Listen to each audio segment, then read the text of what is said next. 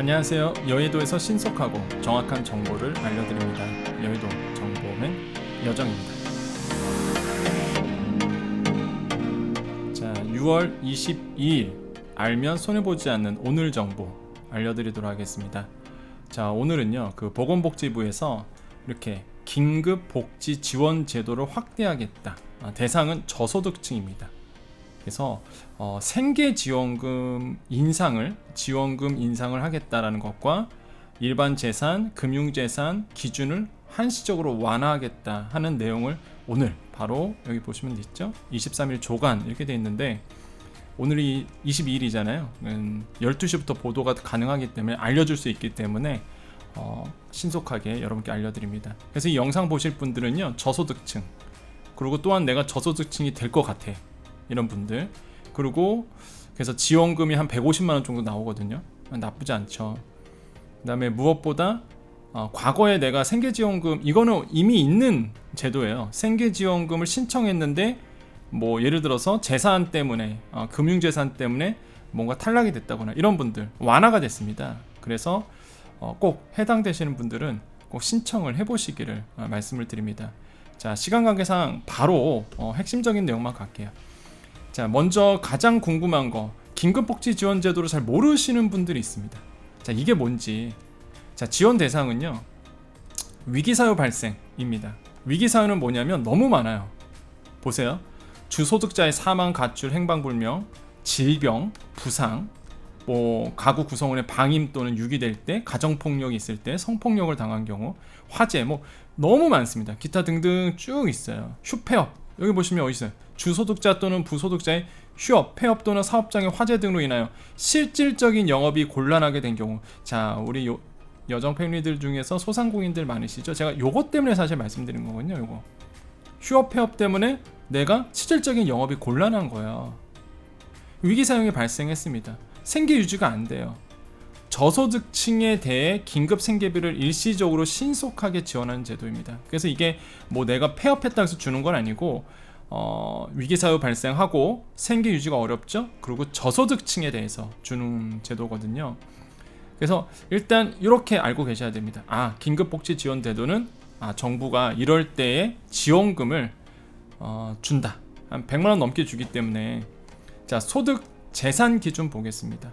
소득은요, 기준 중위 소득 75% 이하예요. 4인 가족으로 봤을 때 380만원 이하시면 됩니다. 3인 가족은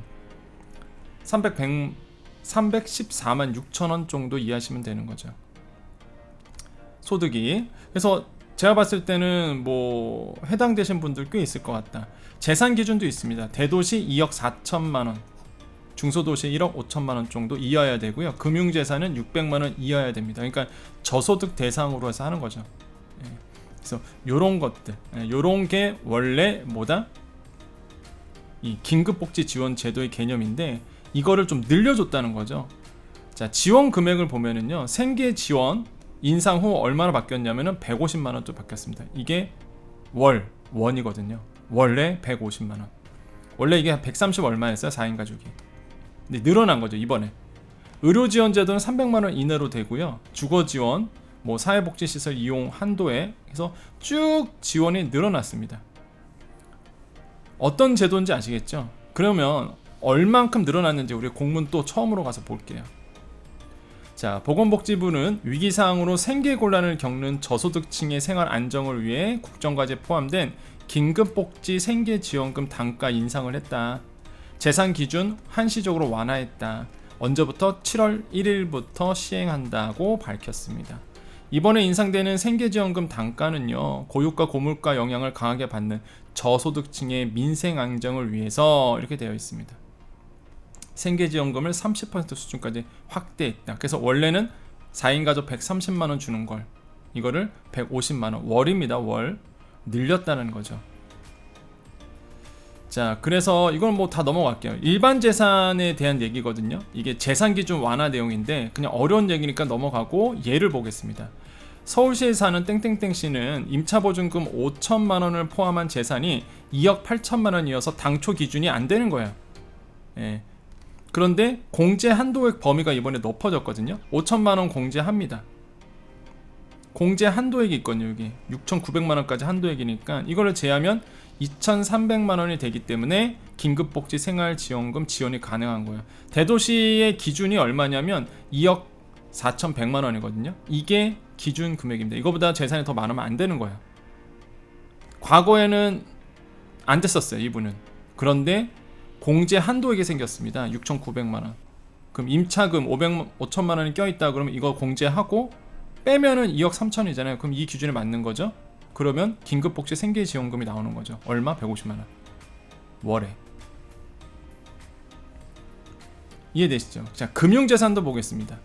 충청남도에 사는 4인 가족 땡땡땡씨는 자녀의 학비, 생계 등을 위해 저축하였던 1천만원이 있어서 이것 때문에 안 된 거예요. 이것 때문에 생계지원이 안 됐었는데 생활준비금 공제 확대, 이번에 공제금이 확대됐습니다. 이 부분 볼게요.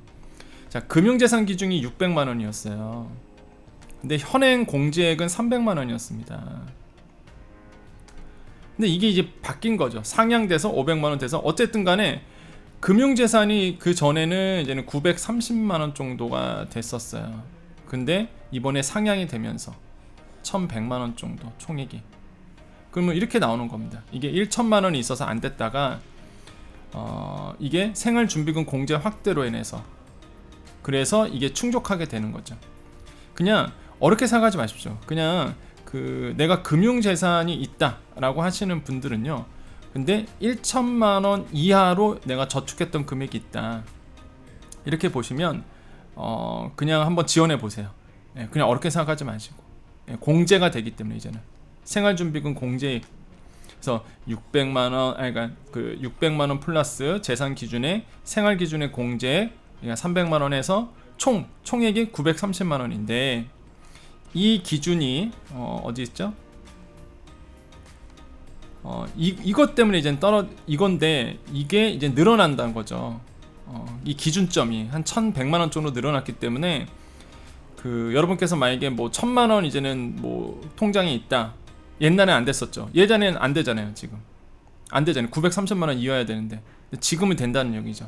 그래서 이게 좀 완화가 됐다는 부분이고요. 일단 필요예산 873억 원 정도가 되는데 2차 추경이 들어갔었잖아요. 이게 확보가 된 거죠.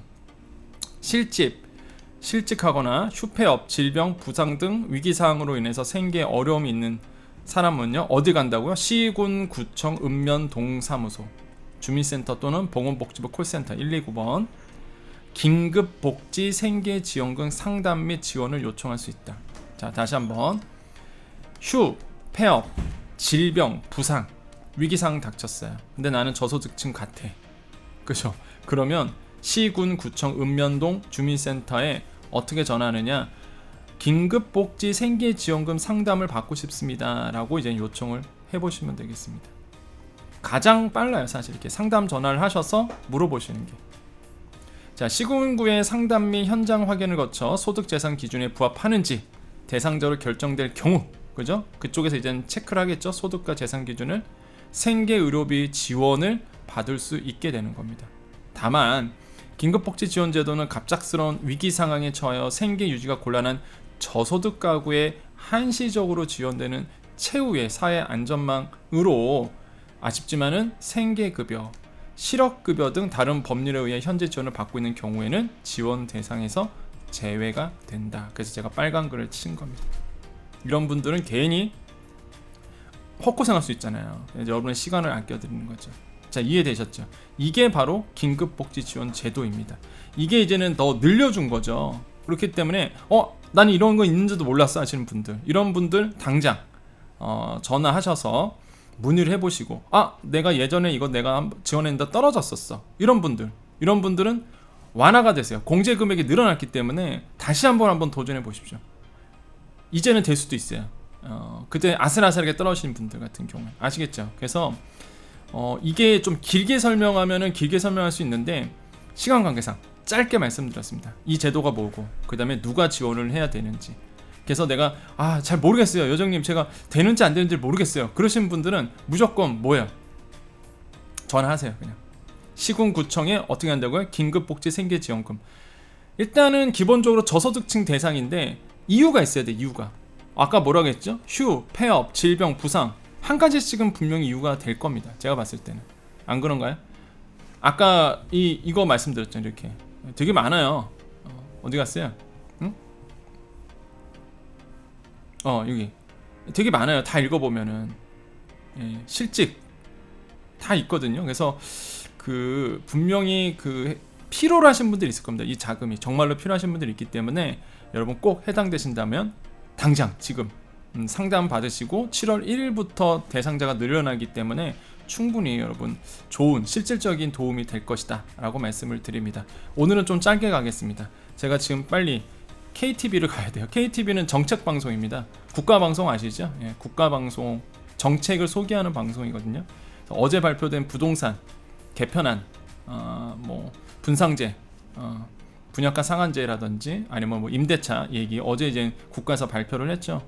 그거를 설명하러 가요. 방송에서. 그걸 좀 이해하기 쉽게 또 KTV에서 혹시 이 영상을 바로 보시는 분들은 KTV 채널 돌리면 4시 반에 제가 나올 겁니다. 그래서 부동산에 대해서 막 어떻게 제도가 바뀌었는지 그리고 어떻게 해야지만 유리한지에 대해서 말씀을 드릴 텐데 지금 제가 빨리 이동을 해야 돼서 핵심적인 것만 오늘은 정말 핵심만 딱 말씀드렸습니다. 그래서 더 궁금하시면 물어보세요. 제가 더 자세하게 또 설명을 해드리겠습니다. 우리 여정가족님 남아 계시고요. 우리 여정가족님 오늘도 행복하시고요. 오늘도 좋은 일이 일어납니다. 여러분께요. 정말로 오늘도 기쁜 일만 일어날 겁니다. 그리고 이렇게 해당하시는 분들은요. 꼭 지원하셔서 월 150만 원은 어딥니까? 꼭 국가에서 주는 긴급복지 지원제도 활용해 보시기를 다시 한번 권유드립니다. 여러분 오늘도 더욱 건강하십니다. 오늘도 더욱 좋은 일이 있습니다. 여러분 더 행복하십시오. 여기까지 여의도 정보맨 여정이었습니다. 감사합니다.